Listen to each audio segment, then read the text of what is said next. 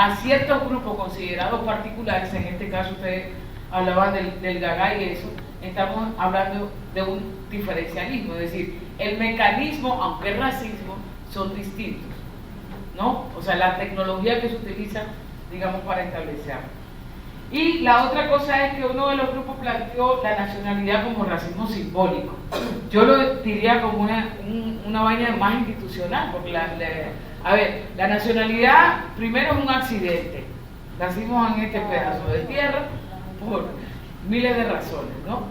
Pero eso está instituido, es decir, a ti te dan unos documentos para decir quién tú eres, pero también tiene que ver con esos mitos previos que hay en función de qué nacionalidad tú eres. Entonces hay una relación, ¿no?, en términos de la institucionalidad y a partir del mito. Entonces quería hacer una relación entre el racismo simbólico y el racismo institucional, ¿no?, basado en el concepto de nacionalidad.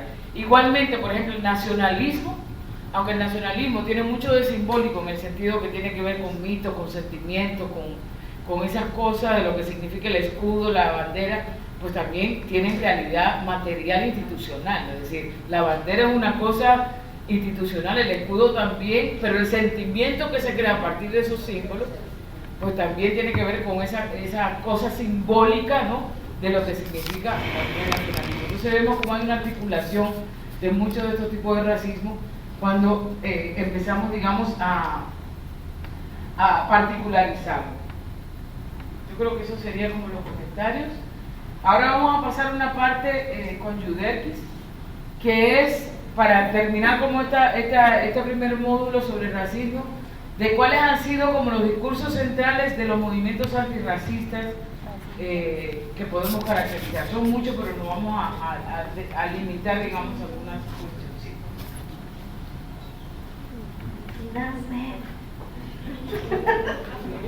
Ya me dejaban fuera. Pero bueno, no, una parte de lo que íbamos a trabajar en la tarde, lo que íbamos a estar trabajando en la tarde, pues lo vamos a comenzar con el lunes, que era la cuestión del racismo como lado oscuro de la modernidad. Pero para concluir el día de hoy, pues queríamos hablar un poco de lo que ha sido, digamos, en torno a esta manera de concebir el racismo, ¿no? El racismo como fenómeno, digamos, ¿no?, como algo que se ejerce sobre determinadas poblaciones, ¿no?, y que tiene determinadas características. Todo eso que hemos estado hablando ahora en la tarde con Ochi, aportando en ese sentido, con todos ustedes, pues entonces avanzando sobre esta idea del racismo como un fenómeno, digamos, que se da dentro de la modernidad, pero que se ve, digamos, como un efecto de determinadas cuestiones que no estarían bien y que tendrían que ser superadas dentro del proyecto moderno. Luego vamos a ver qué van, cuando entremos en el otro punto, sobre el racismo como episteme, que es parte de la modernidad, es otra mirada para pensar el racismo. Eso lo vamos a estar viendo el próximo lunes. Pero ahora, para terminar desde este punto de vista, pensar el racismo como fenómeno, pues ante este fenómeno del racismo, ante esta, digamos, actuación del racismo en términos institucionales, simbólicos, universalistas, diferencialistas, etcétera, pues se han digamos, dado como surgimiento movimientos de resistencia, ¿no? Y nos gustaría, para terminar el día de hoy, un poco hablar de qué ha significado, sobre todo desde lo que fueron las luchas antiesclavistas, ¿no?, todo el movimiento de la abolición de la esclavitud, pero centrarnos sobre todo en lo que fue ya una vez abolida la esclavitud, qué pasa, digamos, durante el siglo XX, desde el principio del siglo XX, con estos movimientos antirracistas que van a aparecer a nivel mundial, ¿no? Una primera cuestión es que, pues, obviamente, ante esta mirada sobre el racismo, que es una mirada, como digo, de un racismo que aparece como un fenómeno, como algo que se actúa sobre un grupo particular de personas, ¿no?, dentro de determinadas culturas o dentro de determinadas organización de la sociedad. Pues ante eso, pues quienes primero se han movilizado, pues justamente la población que ha sufrido directamente estas situaciones de discriminación, de subordinación, ¿no?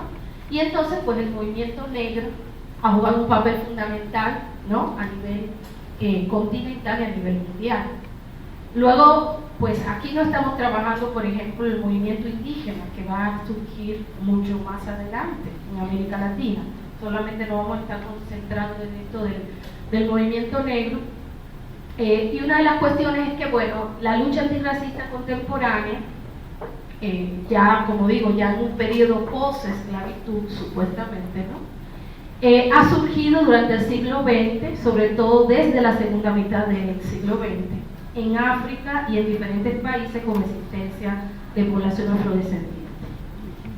La característica de estos movimientos ha estado impregnada por las historias particulares de cada país, de cada región, ¿no?, y también las posibilidades históricas de aparición y surgimiento de estos movimientos. Esto quiere decir que aunque vamos a hacer algunas generalidades, pues cada contexto, esta generalidad tendría que luego estudiarla en cada contexto, en cada territorio, digamos, de qué manera particular esto se ha dado, ¿no? Particularmente nos interesa traer un autor que se llama Antonio Guimarães, que es un autor brasilero, que él analiza desde lo que es Brasil, desde la región de Brasil, lo que ha significado el surgimiento de un movimiento afrodescendiente y antirracista allá en Brasil, ¿no? Pero a partir de ahí él digamos, piensa Brasil para partir y pensar más generalmente qué ha pasado con el movimiento afro, el movimiento antirracista a nivel de toda la región de América Latina y también a nivel mundial. Antonio Guimarães, algo que no va a aparecer aquí, es un autor que se va a conocer, no sé si alguno de ustedes lo ha leído, por esta idea de la pigmentocracia como la manera en que se organizan las sociedades latinoamericanas. O sea, cuando uno intenta pensar cómo es que nos hemos organizado racialmente, pues generalmente fue fruto justamente de la ideología del mestizaje y el proceso de mestizaje a que va a ser sometida la población latinoamericana, algo de lo que vamos a trabajar también el lunes. Pues producto de eso, y a que no es posible prácticamente, dado este proceso amplio de mestizaje que se va pues en los estados-nación latinoamericanos van a tratar, digamos, de que eso se universalice, que sea como la manera en que nos constituyamos en los ciudadanos de esos estados-nación.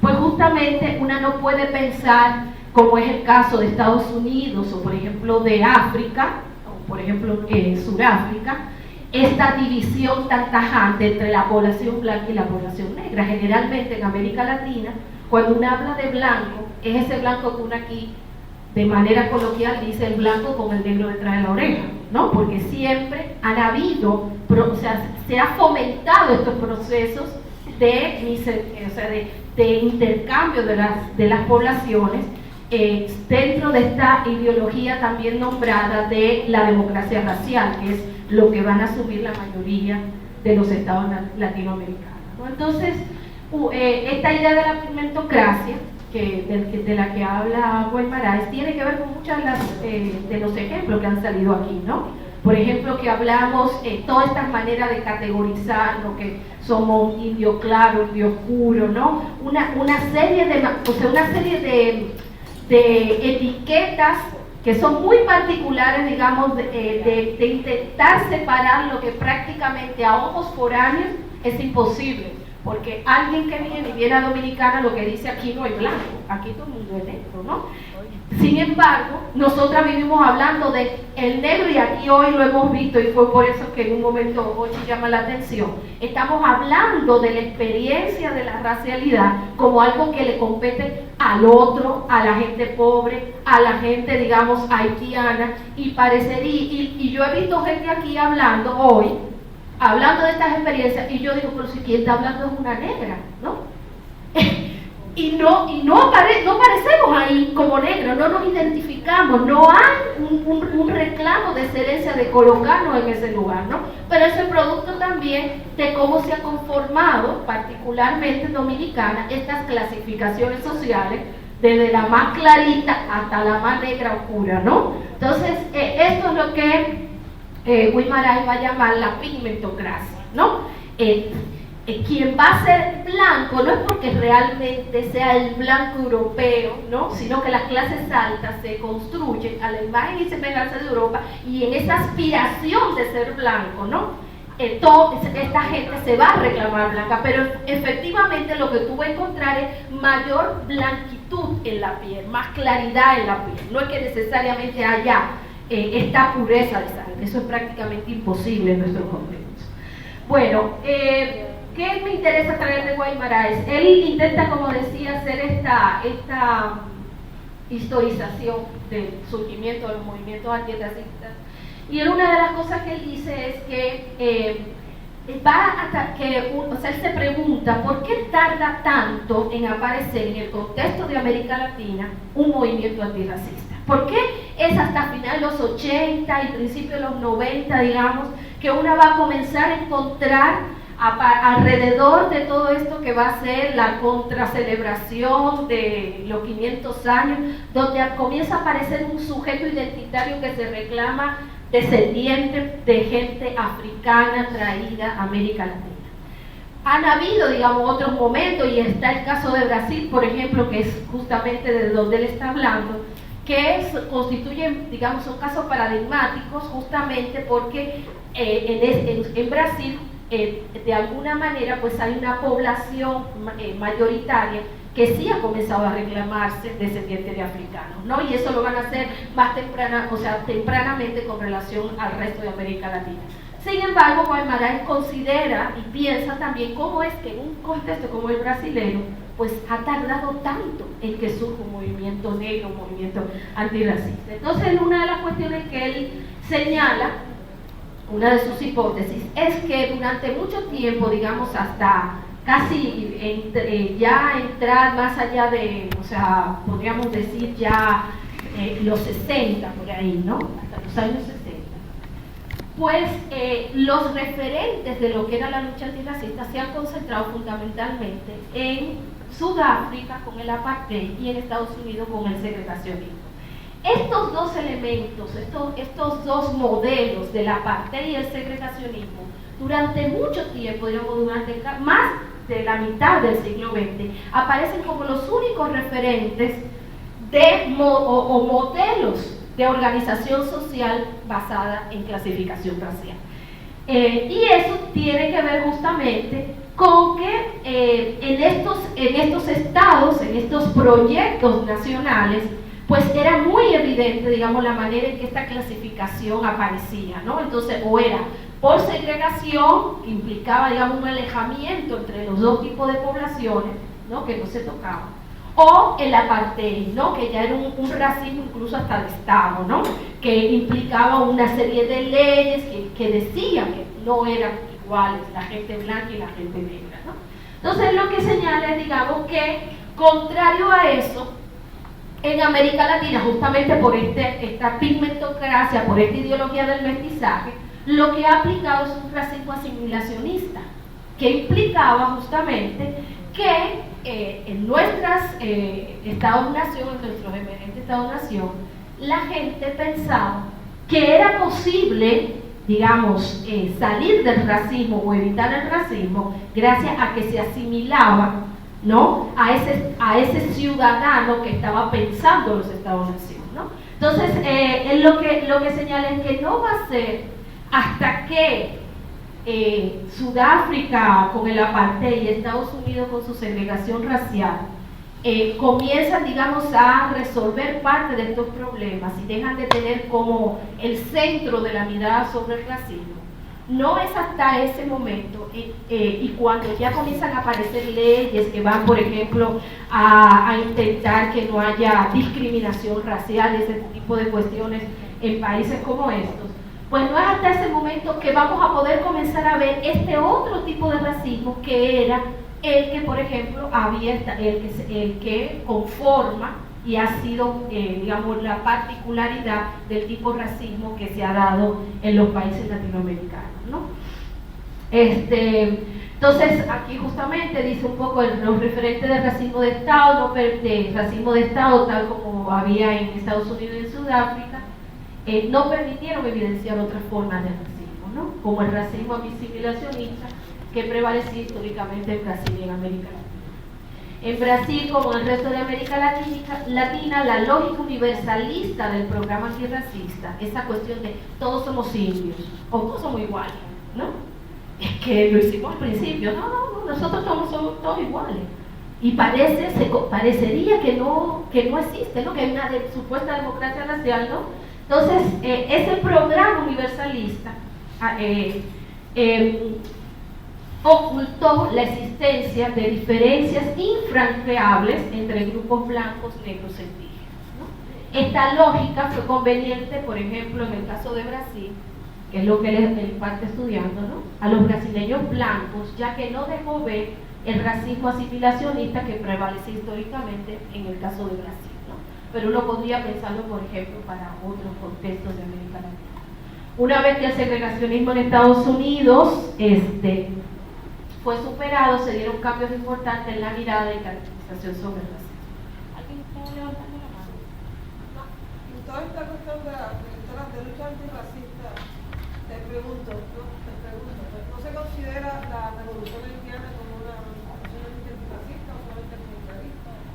Pues es antirracista, pero se da en términos de la esclavitud, obviamente. Pero, por ejemplo, una de las cuestiones que yo creo y estoy absolutamente convencida es que vamos a tener que volver a estudiar la revolución haitiana, porque eso ha quedado ahí como una anécdota prácticamente. Yo creo que para volver a pensar y digamos caracterizar históricamente nuestro racismo, ¿y qué es lo que significó en ese momento la revolución haitiana, incluso en términos de alguna de las cuestiones que estaba diciendo Lulú? Yo creo que es súper importante volver a pensar en la revolución. Allá se habla, por ejemplo, antes de decir pseudo república, cuando salí de siempre la gente dice, pero Papá Buchmann, que habla de las mujeres también, previa a esa revolución armada, las mambosas, las mujeres brujas, lo que hacían, los llamados que sea en el monte, para la liberación, que eso es como cosas que también tendrá que empezar a explicarse. Sí, totalmente. Estoy de acuerdo. Sí. Yo creo que eso es necesario, y una de las cosas, por ejemplo, que estamos haciendo, Ochi y yo, por ejemplo, con el GLEFAS estamos hablando un poco de estamos repensando esta cuestión y estamos tratando de buscar literatura que aborde en estos términos, digamos, cómo repensar la revolución haitiana y la relación con República Dominicana, el racismo que existe en los dos continentes, ¿no? Con estas nuevas categorías con que estamos pensando algunas de estas cuestiones, ¿no? Efectivamente como parte de un proceso de lucha antirracista también. Bueno, Guimaraes dice que lo que va a cambiar este escenario mundial, que va a permitir que surjan entonces estos nuevos movimientos antirracistas contemporáneos, él habla de tres cuestiones fundamentales que se van a dar desde los 70, pero se van a ir incrementando durante los 80 y los 90, ¿no? En los 70, pues el surgimiento de un nacionalismo negro, que sabemos que aparece en contextos no solamente de Estados Unidos, también en el Caribe aparece una cuestión de un nacionalismo negro muy fuerte que va a tener una importancia ahí, que eso es otro elemento que podríamos comenzar a estudiar también, digamos, qué ha significado este tipo de revoluciones o intentos de revolución que se han dado en el Caribe durante los 70 y los 80, ¿no? y que algunos de estos grupos pues han actuado han sido marxistas, pero también muy emparentados con los revolucionarios digamos de las panteras negras en Estados Unidos, pues están también reclamando una llegada al Estado en esta idea de armar, digamos, una nación negra, ¿no? Como los negros revertimos esta nación blanca por una nación negra que nos represente, ¿no? Entonces él señala como un elemento fundamental esta cuestión de la aparición de estos movimientos radicales de los 70 que se nombraron desde un nacionalismo negro. Otro elemento es el surgimiento de un feminismo antirracista que ya va a aparecer, digamos, desde finales de los 80. Por ejemplo, no necesariamente porque se estuvieran llamando feministas. Por ejemplo, en Brasil, un movimiento de mujeres negras que ya aparece, ¿no?, desde finales de los 80 y que tiene elementos muy importantes ahí para repensarlo nosotras también, porque hay unos aportes ahí súper interesantes, por ejemplo, para el propio feminismo latinoamericano, y que sin embargo no es sino hasta los 90 y todo este proceso de como ya decía, de contra celebración, donde comienzan a aparecer estos enlaces como el movimiento de mujeres negras que había en Brasil y que ya durante los 80 había tenido debates fuertísimos con el feminismo, que era un feminismo fundamentalmente blanco en Brasil, ¿no? Ahí hay elementos y cuestiones fundamentales. Otro elemento que él señala también, pues, es todo ese proceso de olas migratorias que se da desde finales del siglo XX, ¿no?, de América Latina hacia Europa, ¿no?, que va a ser, digamos, una especie de migración al revés, ¿sí? Perdona que te interrumpo, pero dentro de este panorama, la experiencia de Sudáfrica y Nelson Mandela, ¿cómo tú lo ubicas ahí? Estoy de acuerdo contigo, yo no sé por qué no. Bueno, yo creo porque él está pensando para América Latina, porque justamente lo que él está diciendo, ¿qué pasa en América Latina, no? Con relación justamente a que el modelo ha sido Sudáfrica y ha sido Estados Unidos. Entonces aquí está pensando en qué pasa, digamos, desde nuestros contextos, qué es lo que, a la par que está pasando esta cuestión en Estados Unidos y en Sudáfrica, qué es lo que ayuda a cambiar, cuáles son las condiciones que permiten surgir un movimiento de gente antirracista, un movimiento negro en América Latina. Ya vamos cerrando, sí. Bueno, hay algunas cuestiones aquí sobre el movimiento por los derechos civiles en Estados Unidos que quería hablar un poco, ¿no? El renacimiento cultural, estos son elementos que él también trabaja en su texto, el movimiento por los derechos civiles en los Estados Unidos. Míralo ahí está, la lucha contra el apartheid en Sudáfrica. Las nuevas formas culturales del movimiento negro en América Latina y en Brasil han enfatizado el proceso de reidentificación negra en términos étnicos culturales. Y dice que para estos grupos el discurso racialista de autodefensa puede recuperar el sentimiento de dignidad, de orgullo y autoconfianza que fue corrompido durante siglos por este racismo universalista, ¿no?, e ilustrado. Entonces señala también, bueno, esto de que las estrategias del movimiento de la negritud ahí va a ir cambiando, sobre todo al final de los 90, producto de cambios importantes en la manera de concebir la actuación del poder y la crítica a la política de identidad. Esto es interesante también para pensar, digamos, ya no solamente por qué surge o de qué manera surge un movimiento negro y antirracista. ¿Qué hora es? ¿Cómo era aquí? Ah, bueno, ya vamos cerrando. Un movimiento negro y antirracista en América Latina, sino también de qué manera, en la medida en que han ido pasando los años y se ha dado ciertas experiencias de lucha, de qué manera se ha ido transformando este movimiento. Recordemos, por ejemplo, cómo en un primer momento pues ha estado prácticamente anclado en una reivindicación de la negritud, una reivindicación de una identidad negra, ¿no? Que eso se basó fundamentalmente, Xochitl lo trabaja muy bien en algunos de sus análisis, sobre todo para pensar, por ejemplo, el movimiento de mujeres negras en América Latina, pero que es un reflejo de qué era lo que estaba pasando con el movimiento negro en general, o el movimiento antirracista, pues fundamentalmente en un primer momento era así, concebido como un movimiento negro, ¿no? Y muchas de las estrategias eran de recuperación, de cuestiones de, digamos, de una serie de cuestiones de tradiciones culturales, que hacernos las trencitas, que dejarnos el pelo, que reivindicar las danzas que tenemos, los aportes culturales que hemos hecho, ese tipo de cuestiones que son más de tipo culturalista, ¿no? De rescate de una identidad, de una cultura. Sin embargo, en la medida que este movimiento ha ido avanzando y que se ha puesto en contacto con otros movimientos, que ha repensado su propia política y los límites de esa política, pues se va dando, digamos, un corrimiento hacia más bien una lucha antirracista justamente. Y esa lucha antirracista que permite incluso unificar más allá de ser negro, ser blanco, ¿no? Está sentada más bien más que en una reivindicación de la negritud, en una reivindicación de la sentencia.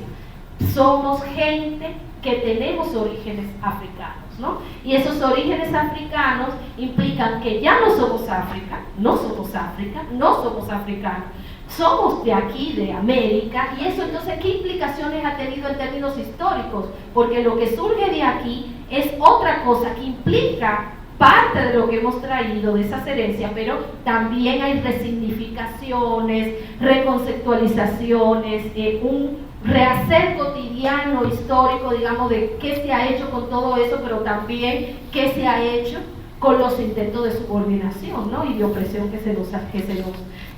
los que no se nos ha sometido.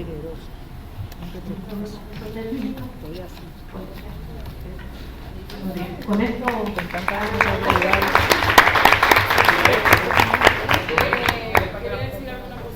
espera.